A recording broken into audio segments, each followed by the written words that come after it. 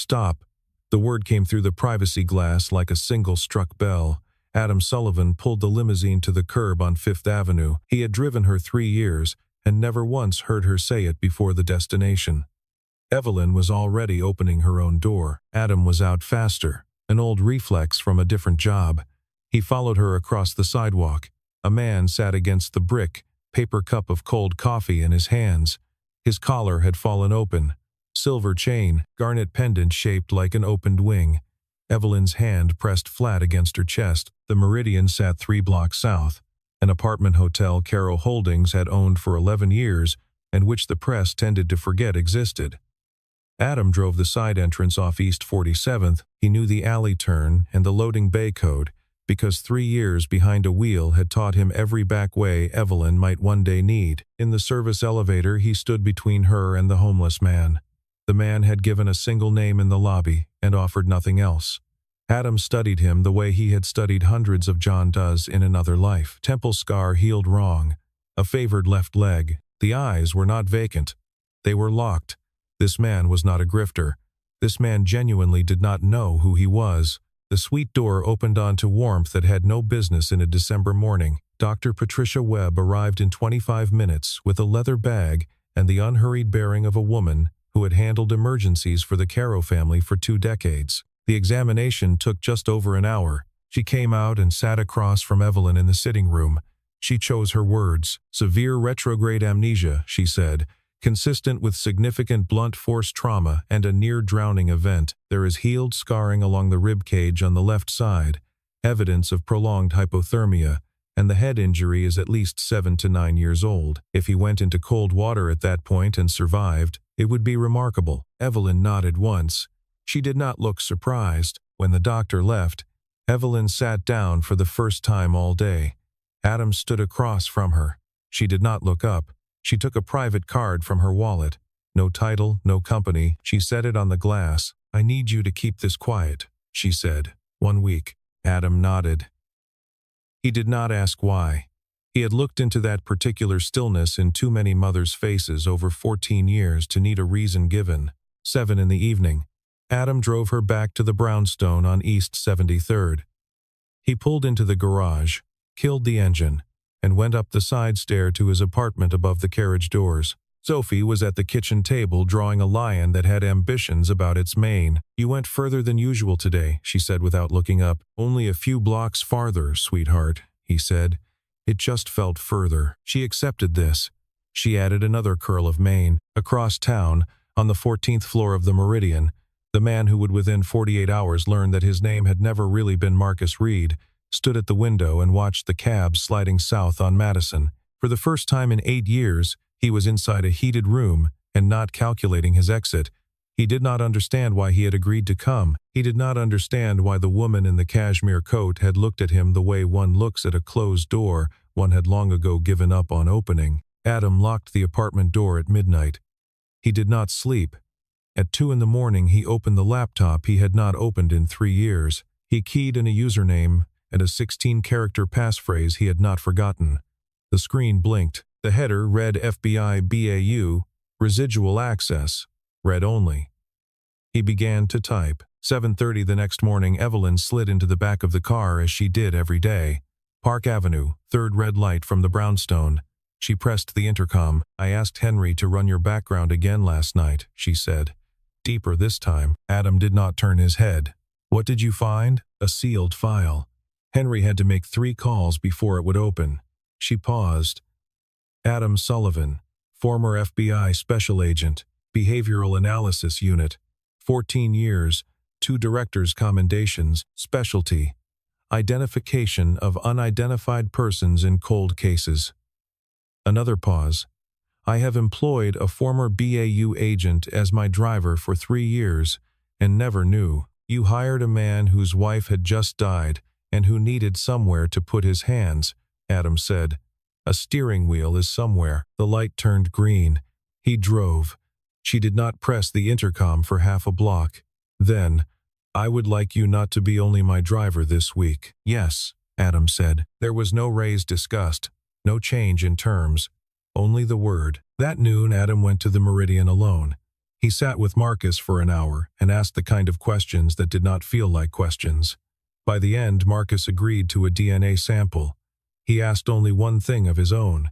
"The woman yesterday," he said. "She lost her son the same night I woke up.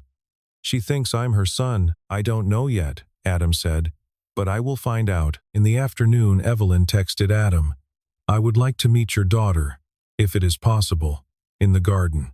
Adam hesitated. He had kept Sophie clear of his other life for 3 years. He typed yes anyway. Sophie had a way of making strangers feel ordinary that no adult could imitate. 4:30. The small walled garden behind the brownstone. December bare. Sophie came down the stair in her wool coat with Charlotte's Web under one arm and a folded sheet of construction paper in the other. She walked up to Evelyn without ceremony. "My dad said you might be sad," Sophie said. "I drew you so you'd be less sad." She handed over the paper. Evelyn unfolded it. A woman in a long coat stood on a sidewalk. A small red dot floated near her neck.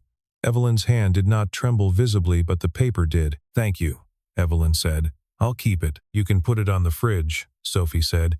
Fridge drawings help grown-ups a lot. The garden was quiet for a moment. The fountain had been drained for winter. Adam stood by the gate and watched his daughter speak to a woman whose son had been gone 8 years and felt something he had not let himself feel in 3. That night, Adam opened Montauk General's archived intake records. He ran the search against the date Nathan Caro's body had been pronounced lost to the Atlantic. A John Doe entry appeared, pulled from the surf at the base of the cliffs 3 days after the accident. Severe head trauma. Hypothermia. Initially listed as a drowning fatality, then revised to survived following resuscitation. Adam scrolled down to the intake assessment and stopped. The attending physician had estimated the patient at 28 to 32 years old. Nathan Caro had been 22. Adam pulled Nathan's medical records next, the ones the Caro family physician had kept since boyhood. He found what he was hoping to find under a chest X-ray dated 9 years before the accident, taken after a soccer collision at 16. The rib cage was clean. No old fractures. No remodeling. Nothing. He compared it to the Montauk intake notes for the John Doe.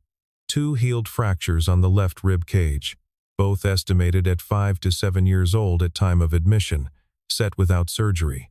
Crooked, the kind of fractures a young man got and did not report. Adam sat very still. The survivor of the Montauk accident had not been Nathan. The survivor was someone else, someone older.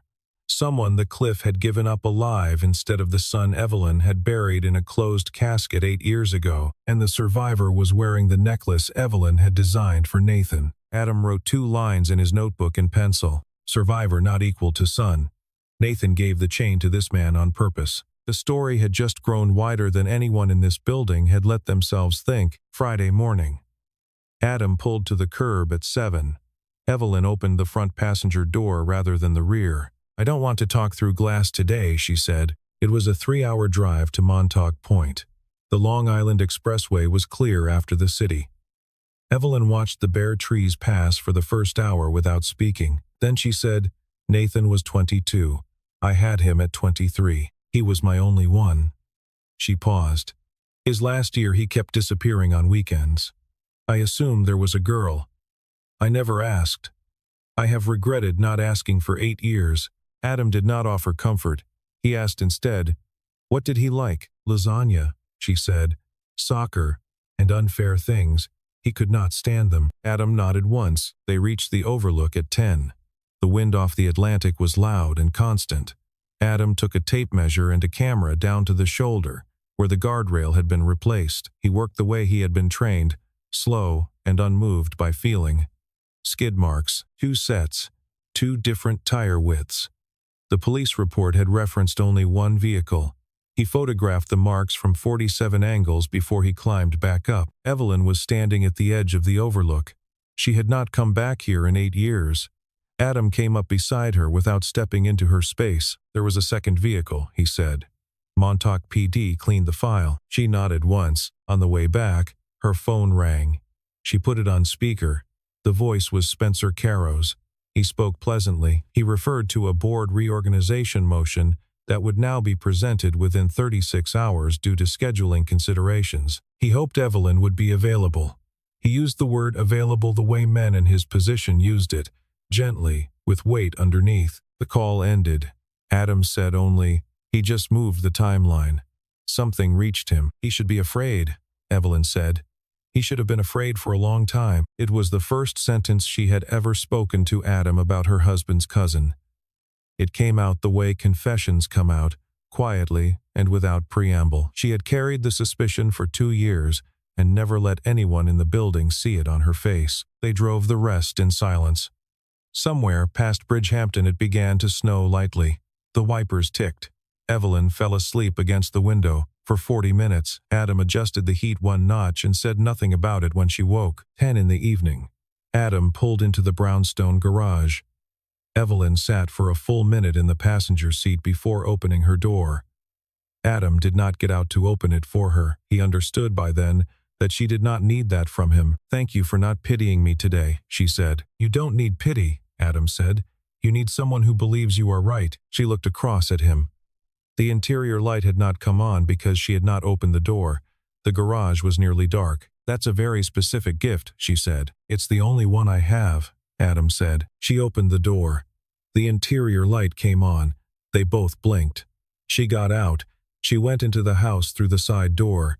Adam sat in the dark of the car for another moment. Then he went up the stair to where Sophie was already asleep with the lion drawing taped above her bed. Saturday morning. Sophie was insistent. "The man with the necklace," she said. "He looked lonely from the elevator video Dad showed me for 1 second. You weren't supposed to see that," Adam said. "You left the laptop open," Sophie said. "I'm taking him Charlotte's Web." Adam took her up to the Meridian at 10:30. He briefed Marcus first in the hall. Marcus said yes before Adam finished the question. In the suite, Sophie sat 1 meter from Marcus on the rug. She put the book on the coffee table between them. She turned to chapter 3. She read in the deliberate, slightly sing-song voice of a 9-year-old who took reading aloud as a serious office. When she came to the part where Charlotte introduces herself, Marcus interrupted. He did it quietly, like a man waking inside a dream he was not yet sure he had ever been awake from. "There was a woman," he said. "She used to read to me, at a kitchen table. There was a basil plant. She called me something. Not Marcus." Sophie put her thumb in the book to keep the page. "What did she call you?" she asked. "I don't know," Marcus said. "It started with an M, but not Marcus." It was the first specific memory of a specific person Marcus had had in 8 years. Adam watched him from the doorway and did not interrupt. The basil plant was the kind of detail an amnesiac brain returned, because it had nothing to do with anything. The brain often released what it had hidden by accident. Across the river, in Newark, Evelyn was walking into a coffee shop on Broad Street. Adam had driven her.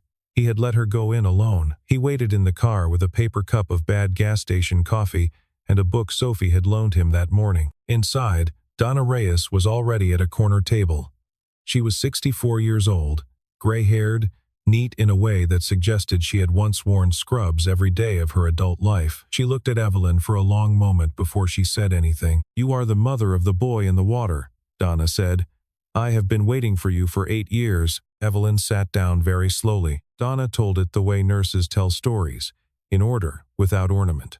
The John Doe pulled up alive against every reasonable expectation. The well-dressed man who came to the ward 3 days later, the envelope, the discharge 2 days after that, no rehabilitation referral, no flagged follow-up. The way the file had been logged as resolved even though nothing had been resolved. Evelyn took out her phone. She found a photo of Spencer Caro at a Met Gala fundraiser, 3 years old, clean light. She turned the screen toward Donna. Donna looked at it. She did not say anything. She nodded one time. When Evelyn came out of the coffee shop, Adam was already standing at the curb with the rear door open. She walked past it and got into the front seat. He closed the rear door without comment, walked around, got in. He started the engine. The car eased into Broad Street traffic. "Spencer," she said very quietly. "I know," Adam said. He had known the moment Donna's text had come in 20 minutes earlier. He had been waiting for Evelyn to say the name herself. Some things had to come from the mouth they came from. Adam drove north on the Pulaski Skyway. The afternoon was thin, the sun gone behind clouds the color of pewter. The Hackensack ran black below the bridge. Evelyn sat in the front seat. She did not cry. She had not cried in 8 years, but her hands were shaking faintly in her lap, and Adam saw it the way one sees motion at the edge of a mirror, without turning the head. He pulled the car off at an observation pull-out 2 miles down. He killed the engine. He did not ask her if she was all right. He got out, walked around, and opened her door. She stepped out. She walked to the iron railing and looked down at the river.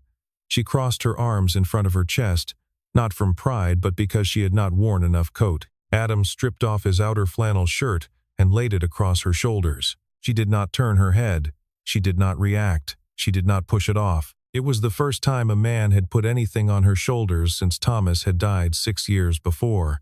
She had forgotten how heavy that small weight was. They stood at the railing for what was probably 8 minutes. Adam did not speak. The wind moved the water below them in slow gray sheets. Finally she said, "I want him to go to prison, and I want him to know exactly who put him there." "Yes," Adam said. She nodded once and turned back toward the car. He let her walk. He picked up the flannel where it had slipped from one shoulder and set it back fully across both. 2 in the morning, Adam's phone vibrated on the bedside table. Henry, Evelyn's head of security. "4 men just tried to come through the Meridian service door," Henry said. "They had a maintenance vehicle." Adam was already pulling on shoes. He had slept at the Meridian that night, on the couch in the suite's outer room, because of a feeling he had not entirely named. He came out of the suite as the 4 men reached the 14th floor landing. He let the lead one commit to a move. He took the lead one down by the wrist and elbow without breaking either. He moved the second into the wall with controlled force. The third dropped a collapsible baton because his hand had been opened. The fourth was already turning to run when Adam closed the distance and put a thumb against the inside of his upper arm, in the way the Bureau had taught him 15 years before. The 4th man went to his knees, breathing through his teeth. 11 seconds. No one was bleeding. No bones broken. Building security was at the elevator within another 40. Marcus had come to the suite door at the 3rd sound. He stood in the doorway, unhurt, watching Adam. His face did something that was not exactly recognition, but lived in the same neighborhood, as if he were almost remembering a different man standing the same way on a beach a long time ago. As if some shape in Adam was familiar from a place his mind would not yet open. Adam saw Marcus see him. He let it pass without comment. Sunday morning. Donna Reyes drove herself up from Newark. She came in through the lobby in a brown wool coat and clean white sneakers and carried a manila envelope that had aged to the color of weak tea. She set it on the coffee table of the suite Evelyn had taken on the 12th floor. "Nathan gave me this the night before he died," Donna said. "He was at the shelter that evening. He said, 'If next week I don't come back to volunteer, give this to my mother. Don't give it to anyone else.' I have been frightened for 8 years." Evelyn opened the envelope. Her hands shook lightly. Adam sat 2 chairs away and did not look at the pages. He let her have it alone. 2 sheets of yellow legal paper. Nathan's handwriting, the careful slanted letters of a young man who had learned cursive late and was still proud of it. Nathan wrote that he had spent 6 months looking and 3 months knowing. He had found the documents by accident, in the back of his father's home safe. The spring before his death, a folder his father had forgotten to clear out. Bank transfers to a woman in Newark, dated from 12 years before Evelyn met Thomas. A handwritten note in his father's hand naming a boy. A copy of a sealed adoption paper Thomas had refused to sign. Nathan had spent the rest of that year looking for the boy in the note, who was no longer a boy. He had found him at a women's shelter in Newark, working evenings as a maintenance volunteer, a man of 30 named Marcus Reed. Marcus Reed was the biological son of Thomas Caro. His mother was a woman named Elena Walsh, born outside Galway, who had been Thomas's personal secretary for 6 years before Thomas had ever met Evelyn. Thomas had supported Elena quietly until Marcus turned 12 and then had stopped. He had never claimed the boy by name. Elena had raised him alone in a rented apartment in Newark and had told him his father was a man named Walsh who had died at sea because the truth had no shape she could give a child. Nathan had met Marcus 3 times. He had liked him without complication. Marcus was 8 years older than Nathan. Marcus had no idea who his father had been. Nathan had decided to bring his brother home that weekend. He had given Elena the silver chain with the garnet pendant Evelyn had designed for Nathan on his 16th birthday. Told her to put it in Marcus's hand before Marcus came north. Called it a bridge. Spencer had learned. Spencer had threatened. The last paragraph. If you are reading this, I did not get there in time. Find Marcus. He is my brother. He is the older one. He is a piece of you that you did not know was missing. Don't let him stay missing. Evelyn set the letter on the table. She did not cry. She stood. She walked to the window. She placed both palms flat against the cold glass and stood that way. I did not ask him where he went on weekends, she said. Her voice was even. For 8 years I have believed he died driving to see a girl. Adam said, he died going to bring his brother home. Donna started to cry then. Late, the way some people do, after the worst has already been spoken aloud and there is nothing left to brace against. I kept the envelope 8 years, she said. I thought 100 times of burning it. I did not burn it. I never knew why. Evelyn came back from the window. She crossed to Donna and sat in the chair next to her. She placed one hand on top of Donna's hand on the arm of the chair. She did not squeeze. She just left her hand there. Because you are kind, Evelyn said. Thank you. Adam watched the two women through the doorway and felt for a moment something that had been waiting at the edge of his chest for 10 days. Not quite grief. The recognition that grief, kept long enough, sometimes turns into something else. He did not name it. He stood. He went to make coffee in the suite's small kitchen so the two women could finish what was theirs to finish. There were 34 hours until the board vote. Adam ran them. He made 3 calls before noon. Howard Briggs, a retired FBI forensic accountant who had been godfather to the daughter Adam and Rachel, had lost in the 18th week of pregnancy 10 years ago, took the case for nothing. Donna agreed to swear a notarized statement at a downtown law office that afternoon. Diane Foster, Caro Holdings' general counsel, cleared her schedule and her 2 senior associates as well. The DNA sample went to a private lab on Hudson Street that ran a 48-hour expedite for triple the standard fee. Adam paid out of pocket. He did not bill Evelyn for it. He never would. Evelyn went to the Meridian alone in the early afternoon. She sat across from Marcus in the suite sitting room and said it without buffering. I believe my husband was your father, which would make Nathan your half-brother. The DNA test will say in 2 days.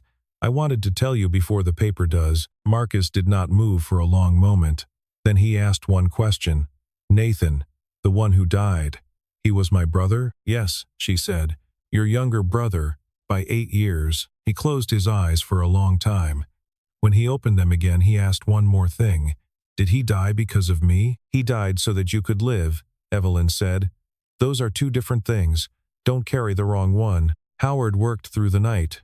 By Sunday evening, he had reconstructed 2 transfers totaling $60,000 from a shell company in the Cayman Islands to an intermediary account in Hempstead, both dated within 48 hours of the Montauk accident, both with electronic signatures that traced back to a private terminal in Spencer Caro's home office on East 65th. Howard also pulled a flight manifest.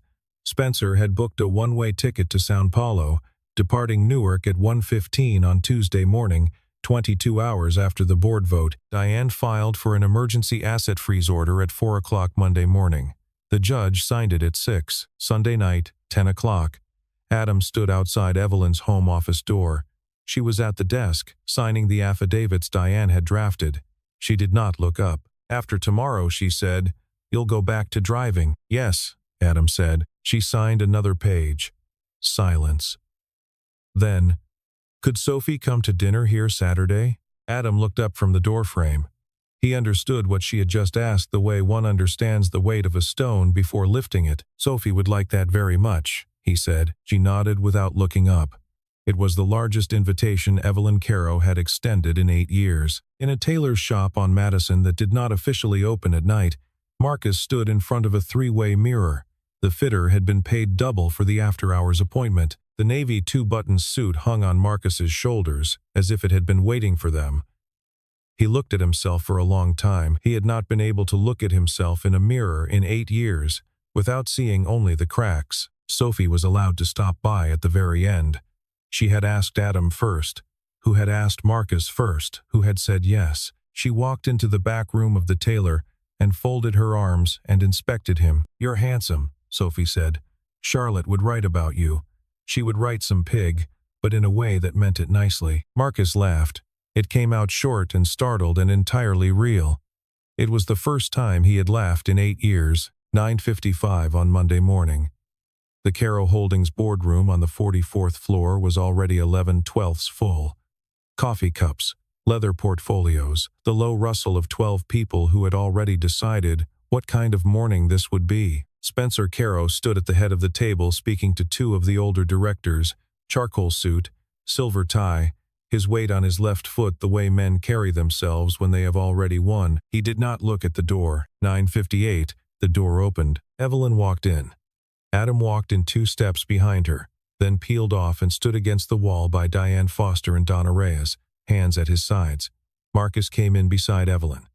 Navy suit, quiet face. He did not look at the table. He looked at the chair where Evelyn would sit and walked to the one next to it. Spencer's expression rearranged itself in the way a calculation adjusts when an unforeseen variable arrives. He recognized Marcus's face. After 8 years and a man who had been deliberately discarded, he still recognized the face. His smile slowed by half a beat. He sat down. Evelyn took her chair. Marcus sat. The room had gone still. "Good morning," Evelyn said in the voice she used for every Monday meeting. "I know there is a motion on the agenda. I will speak to it. First, I would like the board to meet someone."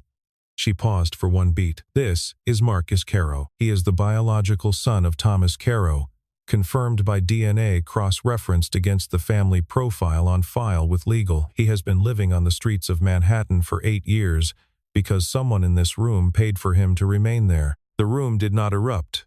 It compressed. One of Spencer's outside counsel, present as observer, leaned forward. "This witness is, with respect, a driver. I'm not certain his testimony as to evidence changed." Diane Foster spoke without raising her voice. "Tab 12 of the package in front of you.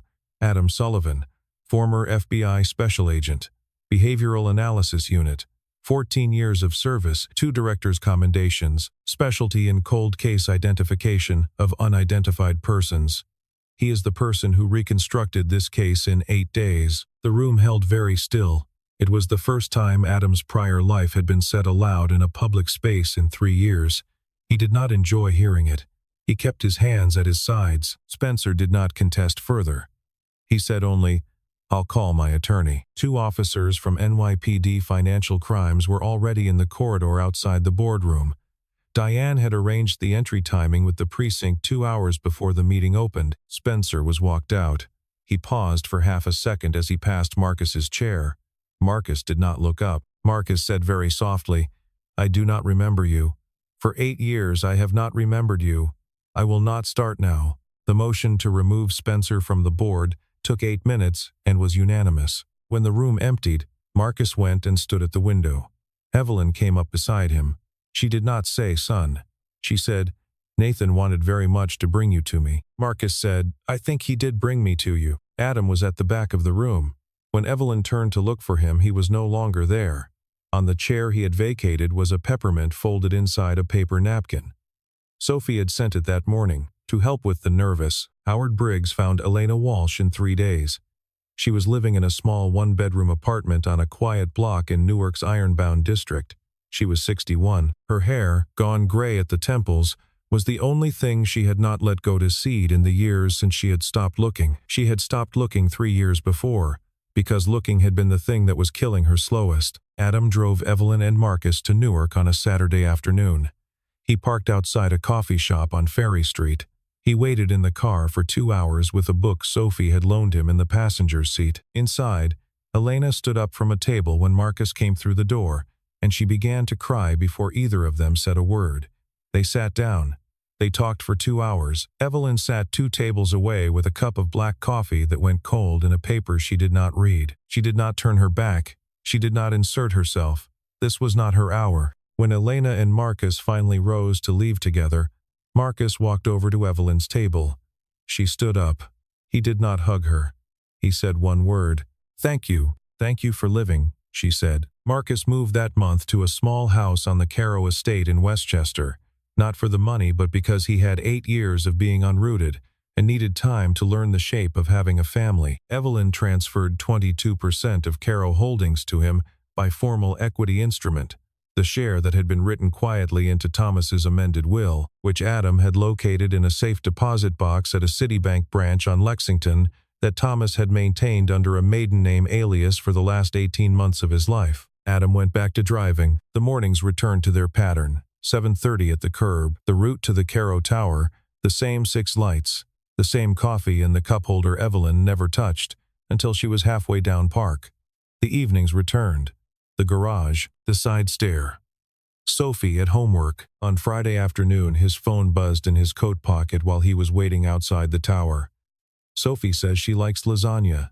I do not know how to make lasagna. Do you have a recipe? He stood by the open passenger door. He typed with his thumb. I do not have a recipe. I have lasagna. 6 o'clock. Bring Sophie. 3 dots. Then, yes, Saturday evening. 6 o'clock.